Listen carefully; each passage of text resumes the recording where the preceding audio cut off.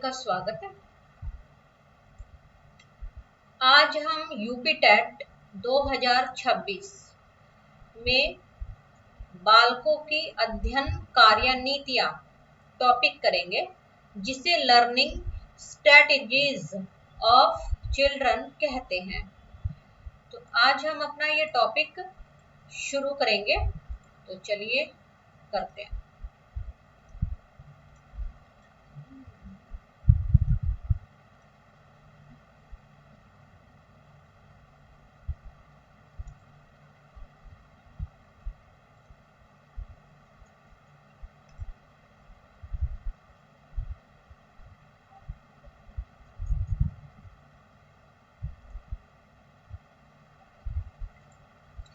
बालकों की अध्ययन कार्य नीतियां, चिल्ड्रंस लर्निंग स्ट्रेटजीज। एनसीएफ 2005 के अनुसार बच्चे ज्ञान के सक्रिय निर्माता होते हैं। जो नेशनल करिकुलम फ्रेमवर्क 2005 है, उसने ये बात क्लियर की है कि जो बच्चे हैं वो कोरी स्लेट नहीं है, बल्कि वो सक्रिय निर्माता होते हैं। एक्टिव प्रोड्यूसर्स हैं बच्चे। वे खाली बर्तन नहीं हैं जिन्हें शिक्षक द्वारा भरा जाना है। बच्चे एम्पटी वेसल नहीं होते हैं, वे जो है एक सक्रिय निर्माता है जिन्हें शिक्षक जो है सिर्फ रास्ता दिखाता है, बल्कि वे अपने अनुभवों और पर्यावरण के साथ अंतःक्रिया के माध्यम से सीखते हैं।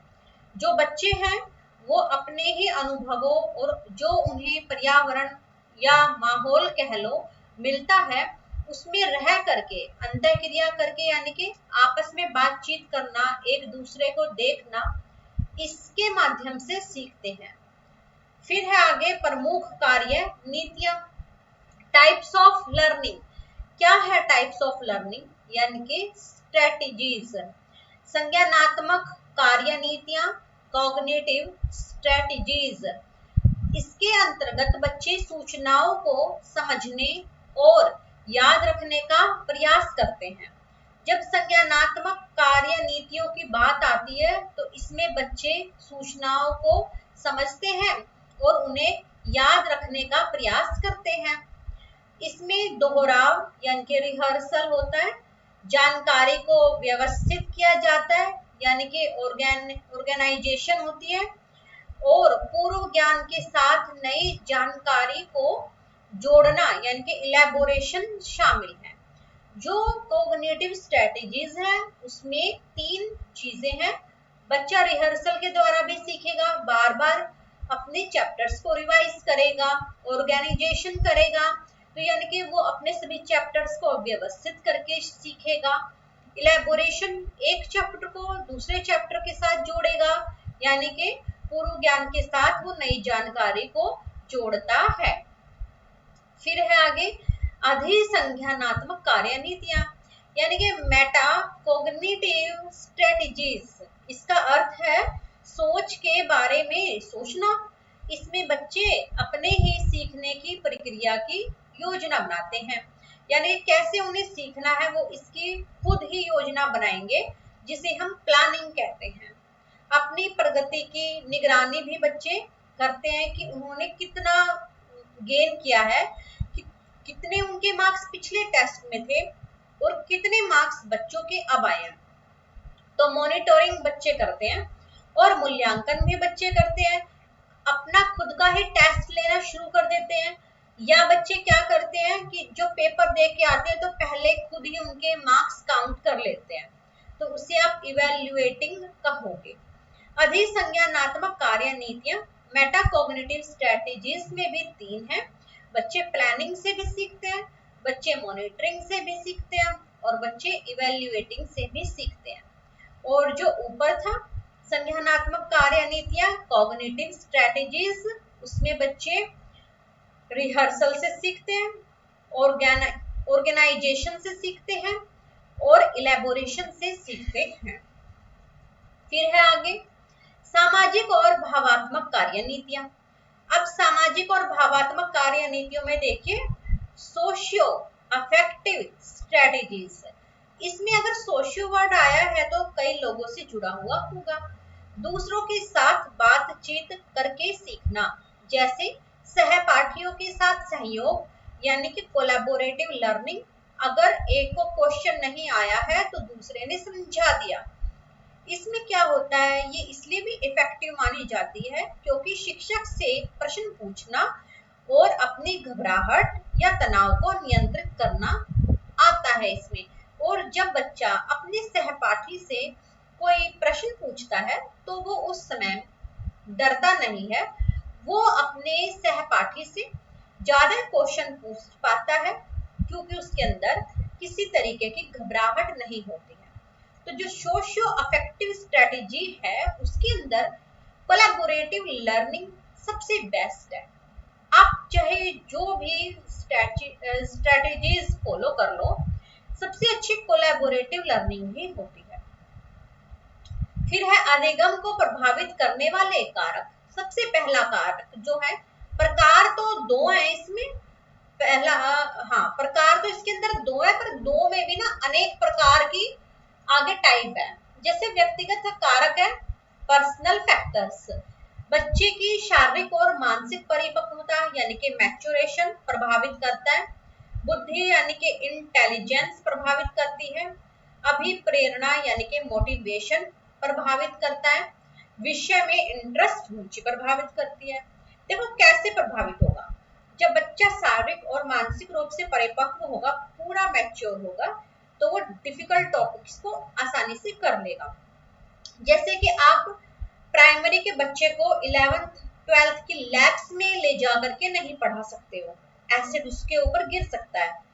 पर जब वही बच्चा 11th 12th में आ जाएगा तो वो परिपक्व हो जाता है, तो उसके अंदर मैच्योरिटी आ जाती है, जिस वजह से वो लैब्स में कार्य आसानी से कर सकता है। अगर बच्चा इंटेलिजेंट है तो उसे क्वेश्चंस अच्छे से समझ में आएंगे, चुटकियों में प्रॉब्लम्स को सॉल्व कर देगा। अगर वो पूरी तरीके से मोटिवेट है तो उसका पढ़ाई में इंटरेस्ट बढ़ेगा, और अगर उसका विषय में इंटरेस्ट है, उसकी रुचि है, तो वो ज्यादा अच्छे मार्क्स लेकर के आएगा और अधिगम अच्छे से होगा। फिर है पर्यावरणीय कारक, एनवायरमेंटल फैक्टर्स, परिवार का माहौल, स्कूल का वातावरण, सामुदायिक जुड़ाव। जो परिवार का माहौल है वो अधिगम में बहुत महत्वपूर्ण भूमिका अदा करता है। अब आप देखिए, अगर घर का माहौल ऐसा है कि बच्चे को आईएएस आईपीएस की नॉलेज मिल रही है बचपन से ही, तो बच्चा आईएएस आईपीएस में इंटरेस्टेड होगा, वो बड़ी आसानी से एग्जाम जो है क्वालिफाई कर पाएगा। अगर स्कूल का वातावरण आप ले लो, अगर अच्छा है, इंग्लिश में बात की जाती है, वेल एजुकेटेड टीचर्स हैं जो डिफरेंट एक्टिविटीज का यूज करते हैं, तो ऑब्वियस सी बात है बच्चों को टॉपिक अच्छे से क्लियर होंगे, इंटरनल्स वगैरह सब कुछ उनके लर्न होंगे। फिर है सामुदायिक जुड़ाव, अगर समुदाय से जुड़ाव है अच्छे से, तो जो समुदाय की कोई भी संस्कृति होती है, कोई भी विचारधारा होती है, वो आसानी से समझ में आ जाती है। विशेष रूप से समुदाय और स्कूल की सहयोगी समितियों तथा सरकारी और गैर सरकारी संगठनों का बाल कल्याण और शिक्षा में सकारात्मक हस्तक्षेप एक अच्छा और सहयोगी माहौल बनाता है।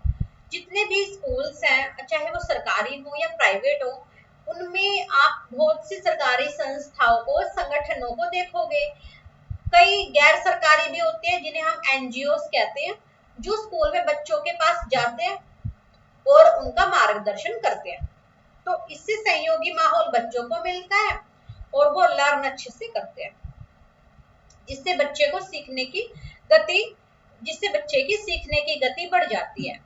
अब एक टॉपिक को एक इंसान ने किसी तरीके से करवाया, दूसरे ने दूसरे तरीके से करवा दिया, तो सीखने की गति जो है वो बच्चे की बढ़ गई है। रोल ऑफ ए टीचर क्या है? शिक्षक को एक तानाशाह नहीं बल्कि एक सुविधादाता, फैसिलिटेटर और मार्गदर्शक होना चाहिए। ये नहीं कि कक्षा में वो अपनी चलाए, मारपीट करे, डांटे फटकारे, बल्कि वो बच्चों की प्रॉब्लम्स को सॉल्व करे और सहायक सामग्री उन्हें उपलब्ध करवाए। रटंत प्रणाली, रोट मेमोराइजेशन को हतोत्साहित करना, यानी कि बिल्कुल नेग्लेक्ट करना इसे, और अर्थपूर्ण समझ पर जोर देना, यानी कि समझा समझा करके बच्चों को पढ़ाना। कक्षा का वातावरण पूर्ण रूप से बाल केंद्रित और समावेशी बनाना चाहिए, जहां पर हर प्रकार के बच्चे को समान अवसर मिले। बच्चों को प्रश्न पूछने की, अपनी अभिव्यक्ति देने और बहुमुखी सोच यानी कि डाइवर्जेंट थिंकिंग के लिए प्रोत्साहित करना। एक शिक्षक को चाहिए कि वो अपने बच्चों को कहे, बेटे प्रश्न पूछो, मैंने अभी जो आपको विषय समझाया है उससे रिलेटेड तुम्हारे माइंड में जो चल रहा है पूछो उसके बारे में। तो इससे बच्चा अपनी अभिव्यक्ति सामने रखेगा। और अगर उसकी कोई और सोच है कि उसने क्वेश्चन किसी दूसरे तरीके से सॉल्व कर लिया है, तो आप उसको भी सुनिए। डिफरेंट टाइप की जो बच्चे की थिंकिंग होती है, डाइवर्जेंट थिंकिंग, उसको प्रोत्साहित कीजिए। जो जेरोम ब्रूनर थे, वो खोज अधिगम पर उन्होंने बल दिया था। जीन प्याजे जो थे, उनका मानना था कि बालक सक्रिय रूप से सीखता है। तो ये क्वेश्चन है एग्जाम में आए हुए कि खोज अधिगम पर किसने बल दिया? जेरोम ब्रूनर ने। बालक सक्रिय रूप से सीखता है, ये किसका कथन है? जीन प्याजे का। सामाजिक अंतःक्रिया द्वारा ही अधिगम होता है, इस पर जोर किसने दिया? सामाजिक अंतःक्रिया पर लेव वाइगोस्की ने। एडवर्ड थॉर्नडाइक ने जो है अभ्यास का नियम दिया था, जो कि अधिगम में महत्वपूर्ण भूमिका अदा करता है, जिसे आप लॉ ऑफ एक्सरसाइज भी कहते हो। मेटाकॉग्निशन हमने पहले पढ़ा ही था। अपने सोचने और सीखने की प्रक्रिया को समझना और नियंत्रित करना, यानी कि जो सोचना चाहते हो वही सोचो, जो सीखना चाहते हो वही सीखो। इतना नियंत्रण अपने आप पर अगर है तो वो मेटाकॉग्निशन होता है।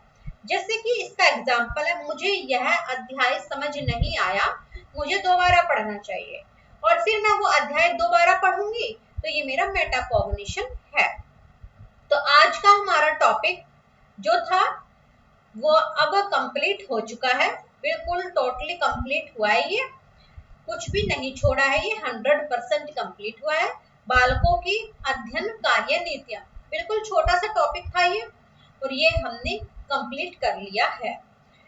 अब जब कार्य नीतियां पढ़ ली है तो उसके बाद आएगा सामाजिक क्रियाकलाप के रूप में अधिगम। ठीक है, कल हम अपने इस टॉपिक को कंप्लीटली करेंगे। जो सामाजिक क्रियाकलाप है वो लेव वाइगोस्की ने इस पर जोर दिया था, तो कल हम लेव वाइगोस्की को दोबारा से पढ़ेंगे। ठीक है, तो आज की वीडियो आपकी यहीं तक थी। अगर आपको वीडियो अच्छी लगी है तो आप चैनल को सब्सक्राइब कीजिए, ताकि आपको ऐसी वीडियोस यूपी टेट की मिलती रहे। सिलेबस कंप्लीट होने वाला है, बस 3 वीडियो सिलेबस की रहती हैं, और फिर प्रैक्टिस सेट नंबर 2 आएगा आपका, उसके बाद प्रैक्टिस सेट ही आएंगे, जिसमें आपकी सी टेट, एच टेट, सी जी टेट और क्या होता है वो आर टेट, सभी आपके जो है करवाए जा रहे हैं। तो थैंक यू।